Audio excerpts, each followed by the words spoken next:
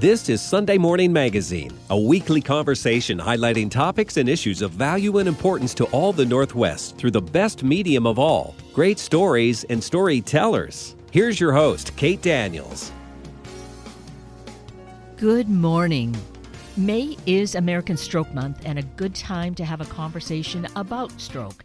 It's important to understand the basics of stroke, including stroke prevention. But today, we're going to touch on a sometimes unseen facet of stroke, and that's the role of caregivers.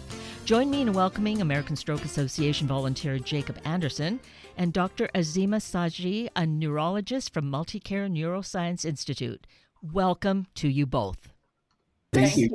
Happy to be here. Thank you. So, Dr. Saji, we're going to begin by looking at what stroke is. Can you briefly share that with us, please? Of course. I think obviously it's an important question to first understand what stroke is. And the way I describe is when there is an interruption in the blood supply in the brain, then the brain tissue or the brain neurons unfortunately dies. And we call that stroke. If it happens similarly in the heart, we call it heart attack, just because people are just like more commonly know that. But if it happens in the brain, we call it stroke. And because it dies within minutes, and that's why it's a stroke emergency. And that's why we need to act faster for it. Right. And so, we do hear about strokes happening, but how common is it? More than we know. It is quite common. It is one of the most common disabling disease in US, and it's one of the most common leading cause of death in the world, unfortunately.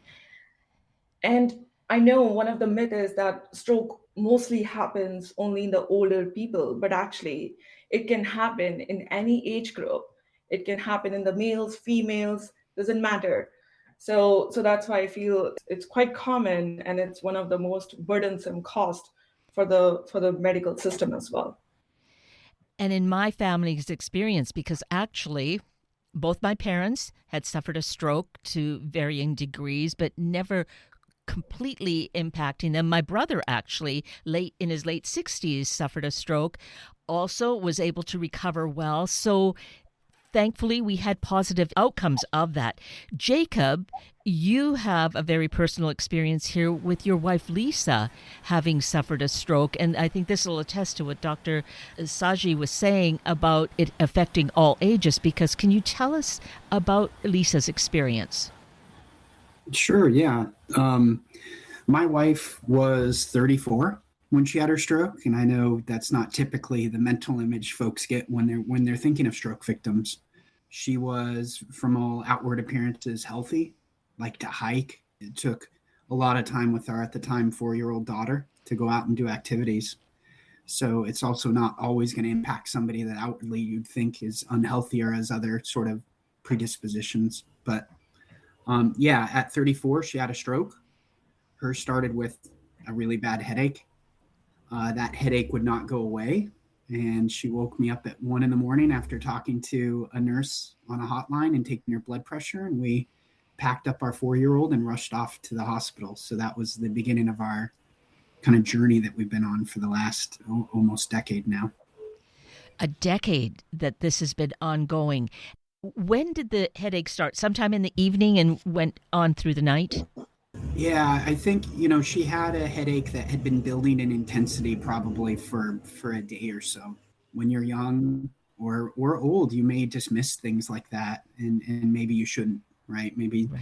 The thing that she ended up doing that caused us to go to the hospital, and that, in hindsight, it's a good practice, is to check your blood pressure periodically. And when she finally did that, it was really clear that something beyond a normal headache was going on, and it was time to get some professional help. Did you drive to the hospital or did you call 911?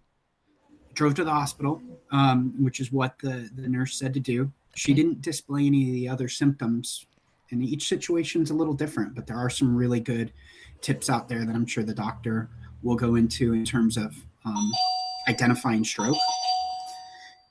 And that sound just now is the call light from my wife, by the way. So I'll maybe really quickly duck out after this question, then come right back. But essentially, she just had that symptom. We rushed to the hospital. She woke me up at about 1 a.m. We got our 4-year-old packed. We got into the emergency room at that point in time, and they checked her blood pressure, and you could see the look in the doctor's eyes. He clearly was like, okay, this is something serious is going on here. And that started off kind of a chain of events that took several days after that. Okay. Now, you had that sound, so you need to go and attend to Lisa at this moment, right? That's right, and I'll be right back. I'm sure we do have somebody here helping, so hopefully it's a very quick stop, but I'll be right back. Okay. Dr. Saji, what we were just hearing some of what went on, and I would imagine a bad headache could be a sign, but not all bad headaches are necessarily going to mean there's a stroke happening.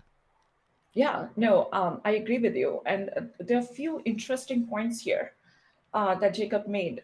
First of all, if there is a sudden change in a person, then they should think something is wrong, especially that sudden change is related to your neurological symptoms. I know there's a simple way to remember it by that be fast. Definitely keep that in mind, just so that like it's easy to remember, and I'll elaborate that be fast just so that people can remember it better. But B means there's a difference in the balance or the coordination. E stands for the eye or the visual changes and vision loss. F stands for facial droopiness or change in their facial symmetry. A stands for arm weakness or numbness. S stands for the changes in the speech or the changes they talk or the inability to understand things, even the confusion. And the T, which is one of the most important, is to act fast here. Time to call the hospital or 911. And the reason I said Jacob said important things here, we know these are some of the symptoms for stroke, but in females they can be slightly different than males. They may not have the acute neurologically focal symptoms, and females may just have generalized weakness or fatigue or confusion or headache as one of the sign. And that's why, unfortunately, either labeled as stroke mimic or it gets missed. And that's why I tell to all my patients, especially my female patients, that it can still be a stroke and we have to take it seriously. The blood pressure part that he mentioned about, if there are other risk factors along with those symptoms, then even more critical. And that totally makes sense. Knowing what your blood pressure numbers are and set up a regular time of checking that just so we know what we're dealing with. And Jacob, you were saying then the nurse had said, take the blood pressure. And that's when you saw that it was probably quite elevated. Absolutely, yeah. It was elevated to the point where the nurse immediately, when given the numbers, said you need to go to the ER right away. And that's what we did at 1 a.m. So respond very fast. So in this case, you were doing the right things. And yet, as you said, this happened a decade ago. How is Lisa doing? Yeah, she, what ended up happening is the headache she had, and in that situation, she hadn't had the stroke yet. So she had an injury. It's called a bilateral dissection of the vertebral arteries. So you imagine the arteries, like if you imagine a stack of papers and then you roll that paper up to make a tube that you're looking through, the paper has a lot of layers.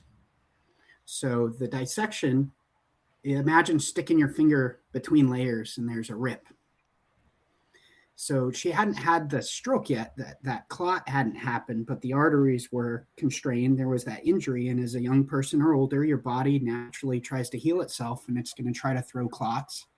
And you're at a really high risk of stroke at that point. So when we actually ended up in the hospital, the first thing the doctors needed to do was start administering anti-clotting medicines and then getting her in a place where, because she was at such a high risk, she would be around the professionals that specialized in that field. So they ended up, it was a long journey, but we went in about 1 a.m. She was stable enough where I got our daughter handed off to the grandparents at about 4 a.m. Then we drove into Seattle about 9 p.m. I still remember struggling to stay awake on the drive.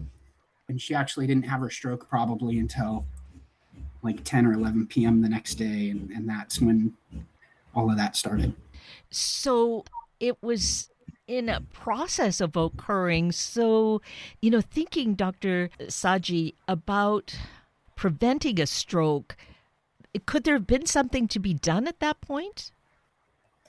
Yeah, again, very important question. And that's what I tell to all my patients. Almost 80% or more than that, strokes are preventable. We can prevent these strokes. And the things that we need to keep in mind, some of the things Jacob already mentioned, is blood pressure, high cholesterol, diabetes, smoking, healthy lifestyle, exercise, all of that. But then there are certain not known factors, like, for example, those chiropractor maneuvers or massages in the neck where our vertebral arteries go. And any injury there can kind of cause tear to those arteries. Some people are more prone to that than other, but it can happen. I had a case when a person was traveling in the airplane and they had their head turned like this and they had a tear in their vertebral artery. So I'm not saying that nobody should do that, but there's something that they should be aware about, that this can happen. And especially if there are other risk factors are not controlled, for example, if they also suffer from high blood pressure, if they also do smoking and things like that.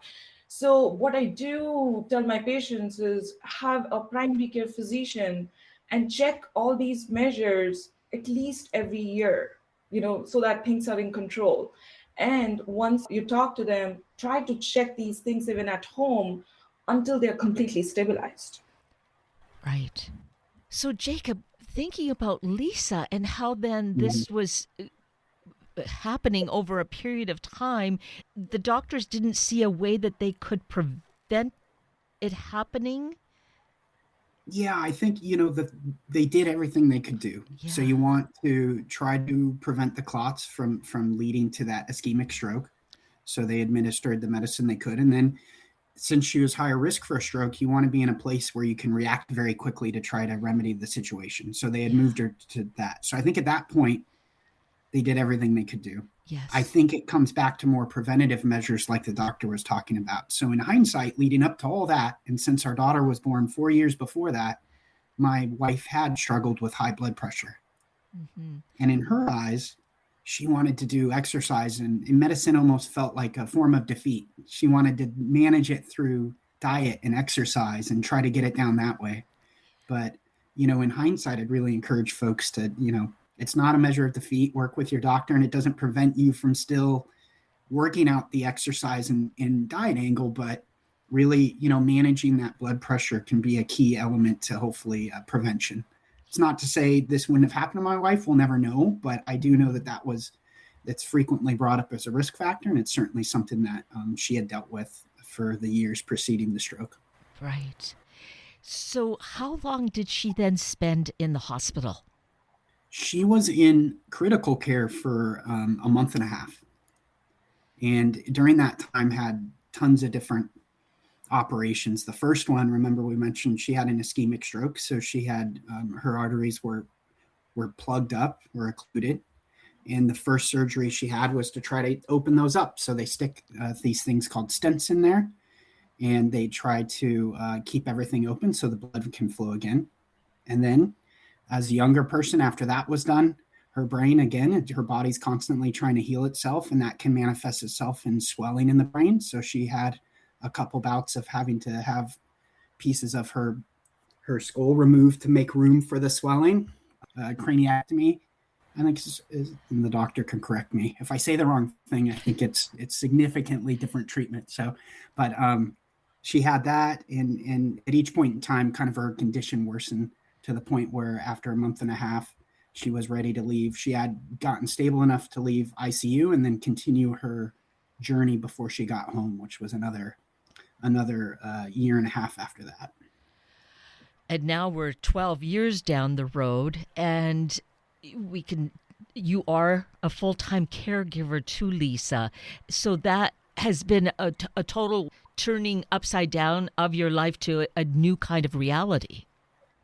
Yeah, and it was in 2017, so it hasn't. I mentioned it was almost a decade since it happened, but it's. I don't want to give myself and Lisa 12 years of credit. We're not quite to the decade mark. We don't. Okay. I know there's lots of other stroke folks out there, but yeah, it has changed our lives significantly, and we've learned a lot along the way. So, my wife obviously had a lot of physical challenges at first, and then you realize over time there's other challenges to being disabled and out there. There's challenges for parents in their relationships with their children and trying to stay included, etc. There's challenges for friendship and social circles and inclusion. And there's challenges just for accessibility, trying to go do the things that we take for granted every day when we can get around without, having to worry about wheelchair accessibility and stuff like that. So there's certainly been that. And then on the caregiving side, just self-care, and I've been working full time as well. So kind of managing both those aspects is you learn along through time how to do that as well. And I wondered about that because you are a full-time caregiver. So how that actually then works in your life. So you work full-time, you have a young daughter who needs care, and your wife really needs full-time care. So do you also have someone come in to assist you? Yeah, so we learned early on, we would need the ideal state. You get somebody to come in at least in the morning is the way we do it, so that I can kind of work uninterrupted. But you kind of learn early on, caregiving is a very tough profession. Although there's servicing companies out there, it's not something. When you're in your normal kind of work environment, you're not retired, you can't always rely on the care. You'll get call outs. You'll be short a caregiver for months at a time. So that's been a lesson learned. But yeah, so by design, the way we do it is Monday through Friday, I try to have somebody, a caregiver in the mornings so that I can work uninterrupted. And then I'll do, nights and weekends. And that involves getting up in the middle of the night for some things, and usually some morning activity and a couple hours every night at least. And then the weekends, double or triple that. So that's sort of how we've organized it. And your daughter has grown up with this, essentially. She was 4 years old. This is perhaps somewhat normal to her to have this be her home environment? It is. It's hard I would imagine, right, for my wife. She was a stay-at-home mom, a nanny before that, extremely active with our daughter. But for those out there that have a daughter, they'd also realize she's 13 now. So even absent the disability, I think it's normal for the relationship to change over time. When you have a disability, it'd be really hard to distinguish probably how much of that changes as a result of my disability and me not being able to do the things I want to versus how much is a normal 13-year-old daughter mom relationship strain thing. So, that's an element to it that, we do our best, but it's definitely a challenge and something others might not think about. And as being a caregiver as you are, even though you take your time off for work, it still feels like it's 24/7 kind of situation. Have you had support? Have you had any input to help you in how to really work through all of this and really get some support or information, education?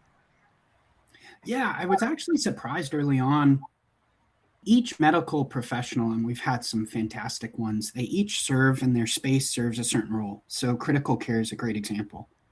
They're fantastic, but their job is to get you out of critical care and move on to the next. So most these locations do have social workers, and they'll come and give you some level of resources and training. Of course, before they send people home, they try to give you the bare basics, but you'd be surprised for very complex medical situations how kind of little of preparation you have before they're like, okay, here you go home, good luck. Yeah. So we did have a lot. What's basically happened is humans are very resilient, and she's home. So what are you going to do? You're going to put one foot in front of the other and learn. Some things are going to work and some won't. Sometimes you'll end up on the nurse hotline. Sometimes you'll end up in a worst case in the ER if something, happens, but you accumulate that knowledge and then you apply it and you pick up tips, tricks, and equipment along the way. And now we've kind of got more of a rhythm, years into it. But I would encourage people, there's a lot of information out there that you can access, but also one of the best resources you can get is just try to socialize and meet other caregivers or people in your situation and share tips and tricks. So one of the things we did at my work is I co-founded an employee resource group for disability, mental health, and caregiving. I think hopefully a lot of other companies maybe that you work with, may have similar groups. I'd encourage folks to, even though you feel like you have no time to add anything to your plate, taking a little time to connect to those groups or some of the other resources is really critical and can provide some valuable tips and tricks, and let yourself learn from others, learning through experience in addition to your own.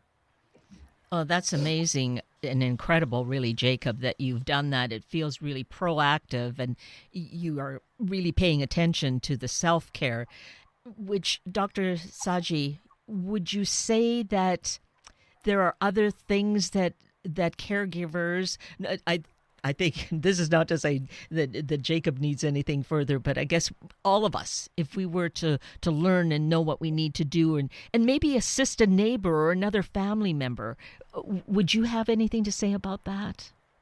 Yeah. So apart from things that he already mentioned, I think rehab, physical therapy, occupational therapy plays a huge role in getting back to where they should. And that's what I encourage my patients who have a severe stroke, that yes, initially for first few weeks, you may have to live in rehab, but that's actually the time when you are kind of rebuilding some of those neurons, and stroke recovery may last up to a year. So you may, have to keep working hard up to a year to get as much function back as much possible. But for the caregiving, there are certain resources on AHA, like stroke.org, if people want to learn more about stroke. And then there is a stroke support group. You can find the support network at heart.org support network. It's a private place where they can connect with others going through similar experiences. The support network community includes topic discussions, peer groups, videos, digital patient tools, and more. And then there is also a stroke family helpline where they can call that number or go to stroke.org, speak with us to just get more information about it. Great. But I know it's hard, and people try to find what works best for them, so everyone kind of feels sometimes they get more connected with their friends, sometimes their neighbors, sometimes at the workplace, but there are also resources available on stroke.org. So that's something to be really grateful the time that we live in, that there are so many more resources, and maybe sometimes it feels a little overwhelming. So that's something to take into account. Jacob, looking at what the experience that you've had, what would you say is one thing that you would want people to know? You're not alone. As a young family dealing with strokes, there are a lot out there, even though it's not traditionally what you might imagine. There are people like those in the room here that care, and there are resources out there. I think you'll feel in the moment like you have no time, no more left to give or to spend time on, and you'll tend to focus on your loved one and taking care of them. So, having resources like stroke.org or other things that you can look at on your own time, it's worth the extra little bit of time to go out, educate yourself on the resources available to you and take advantage of that. But the other thing I'll mention that took me several years, you'll hear it a bunch and you'll maybe dismiss it because you don't think you have enough time, but you have to make some time for yourself. You really do. And you have to it's going to take a conscious effort to do it. And once you start doing it, you'll realize how much better you feel and how much better you're showing up for your loved ones, and understand it. But you'll hear it over and over again, but actually do it, try it, and you'll see why it's so important. It sounds like you're saying you need to have balance in your life. So make sure that you incorporate that. And Dr. Shaji, to you, what would you want to say to people to know about stroke? I think the most important thing is stroke is treatable. It used to be a myth at one point that, oh, you have a stroke, there's no treatment about it, just go home. That's not the case anymore. Some of the things already mentioned here that, you can get the clot buster medication, and now the time limit of that has been increasing with time, but you still have to act faster, go to the hospital as soon as possible. Apart from that clot buster medication, if you do have a clot in one of your major vessels, we can get that clot out. We call it thrombectomy. And that procedure we cannot do, if a part of the brain is already dead. So again, time is so important here. The third thing I want to say, stroke is also preventable. Some of the things already mentioned, but most common thing that people should think about is the blood pressure, again, the smoking, the cholesterol, the lifestyle, the healthy food habits. And you may agree or not, but actually stroke is higher in women compared to men. And sometimes it gets missed. And, certain physiological conditions that happens in female makes them more prone for strokes. For example, pregnancy, migraine with aura, especially if they smoke, or certain type of contraceptive measures, they kind of put these females more than double risk for stroke compared to male. So those are my main things that I want people to take away from this. Well, both of you have just given us so much incredible information. Yours, Jacob, from living it, and Dr. Saji, from your practice and encountering many women, and men, I think, too, but certainly encountering the women in your practice. You bring us such important insights. I trust, people listening will really take it to heart and seriously consider this. I'm taking it more to heart in my own life to follow these measures. So I am grateful to you both for taking your time with us today and to give us these important insights. And I wish you wellness going forward. Thank you. Thanks for having us. Thank you. You've been listening to Sunday Morning Magazine. Tune in every Sunday at this time to hear great stories and insights from difference makers throughout the greater Northwest. Stay tuned in just a moment for Inspirational Women.